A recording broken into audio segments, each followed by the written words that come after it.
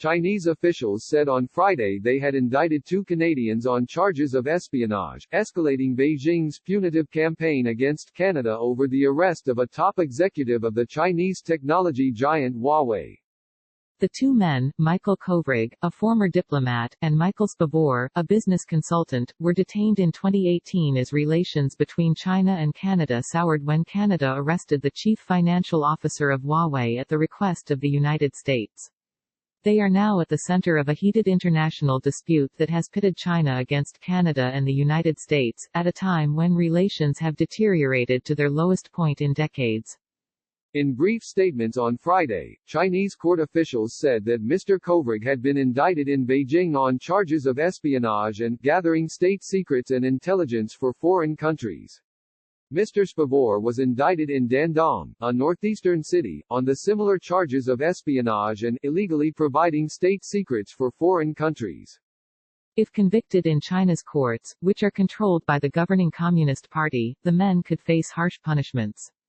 In indicting the 2 Canadians, the Chinese government is attempting to project strength at a vulnerable moment, experts said. China already faces global anger on a variety of fronts, including its early efforts to conceal the coronavirus outbreak and its recent decision to impose tough new security laws in Hong Kong to quash dissent. The arrests have produced an outcry from Western governments and human rights activists, but such protestations are unlikely to alter China's position. In the past these kinds of detentions would have been unthinkable, said Jean-Pierre Cabestan, a professor of political science at Hong Kong Baptist University. It's a clear illustration of this new Cold War. We are in a much more conflictual era. In China, the arrests of the Huawei executive, Meng Wanzhou, have fueled nationalistic outrage. Canada has moved forward with preparations to extradite Ms. Meng to the United States, despite repeated objections from China.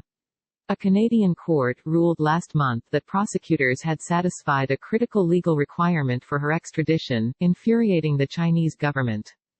Ms. Meng is seen as a hero in China, where the state-run news media routinely portrays her as a victim of American bullying.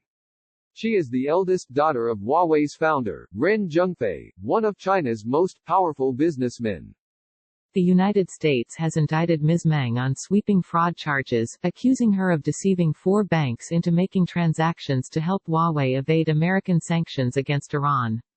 Ms. Meng, who was arrested in December 2018 as she was transferring planes in Vancouver, has denied the charges.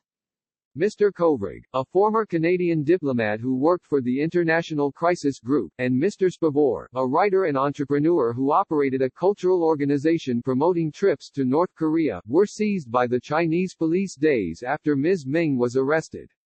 Canadian officials did not immediately respond to a request for comment. Canada's Minister of Foreign Affairs, François-Philippe Champagne, said last month that Canada's judiciary was independent and that his priority was securing the release of Mr. Kovrig and Mr. Spavor, who he said had been arbitrarily detained. Human rights groups on Friday denounced the indictments of the Canadians. Yachu Wang, a China researcher at Human Rights Watch, said the Chinese government's treatment of the 2 men was absolutely chilling. For the past 1.5 years, they have been denied access to families or lawyers, she said. Instead of prosecuting Spavor and Kovrig on bogus espionage charges, Chinese authorities should release them immediately. Albie Zhang and Claire Fu contributed research.